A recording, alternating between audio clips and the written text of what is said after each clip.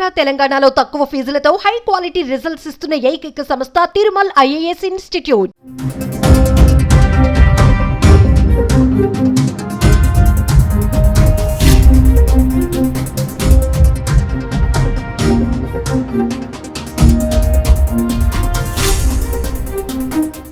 China virus HMPV వచ్చేస్తోందంటూ దేశవ్యాప్తంగా ఆందోళనలు మొదలయ్యాయి.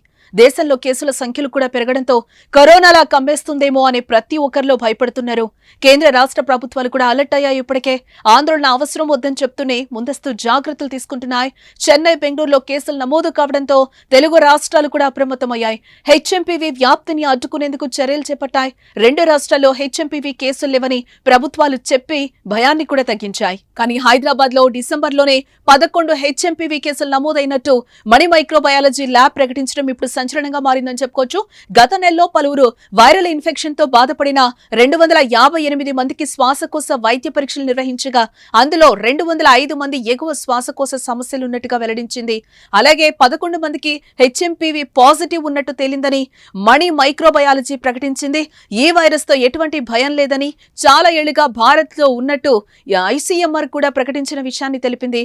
మణి మైక్రోబయాలజీ ల్యాబ్ తాజాగా ఒక ప్రకటనతో అంతా ఒక్కసారిగా షాక్ అయ్యారు. ఇతర దేశాలు, రాష్ట్రాల్లో వైరస్ వ్యాప్తిపై భయపడుతున్న ప్రజలకు హైదరాబాద్ లో 11 కేసులు నమోదై వారంతా డిశ్చార్జ్ అయ్యారని చెప్పడం ఇప్పుడు చర్చనీయాంశమైంది.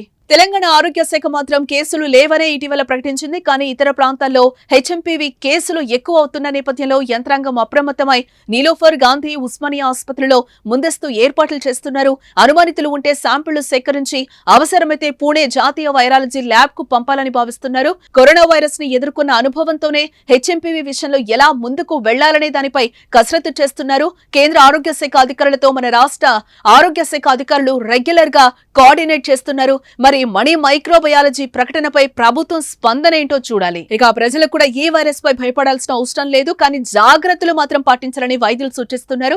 దగ్గు, తుమ్ముతున్నప్పుడు నోటికి లేదా ముక్కుకు హ్యాండ్ కర్చీఫ్ లేదా టిష్యూ పేపర్ ను అడ్డు పెట్టుకోవాలి. సబ్బు లేదా ఆల్కహాల్ తో కూడిన శానిటైజర్ తో తరచూ చేతులను శుభ్రం చేసుకుంటూ ఉండాలి. అధిక సంఖ్యలో ప్రజలు ఉండే ప్రదేశాలకు వెళ్లకూడదు. అలాంటి ప్రదేశాలకు వెళ్లితే జాగ్రత్తలు మాత్రం ఖచ్చితంగా పాటించాలి. ఫ్లూతో బాధపడుతున్న వారికి దూరంగా ఉండాలి. జ్వరం, దగ్గు, జలుబుతో బాధపడుతుంటే బహిరంగ ప్రదేశాలకు అసలు వెళ్లకూడదు. పౌష్టికాహారం తీసుకోవాలి. బహిరంగ ప్రదేశాల్లో ఉమ్మి వేయకూడదు. దగ్గు, తుమ్ములు, జలుబు వంటి లక్షణాలు ఉంటే ముందు జాగ్రత్తగా వైద్యులనైతే సంప్రదించడం చాలా మంచిది. హెచ్ఎంపీవీ చిన్నపిల్లలు, వృద్ధులపైనే దాడి చేస్తుంది కాబట్టి వారిని మనం జాగ్రత్తగా చూసుకోవాల్సిన అవసరం ఎంతైనా ఉంది.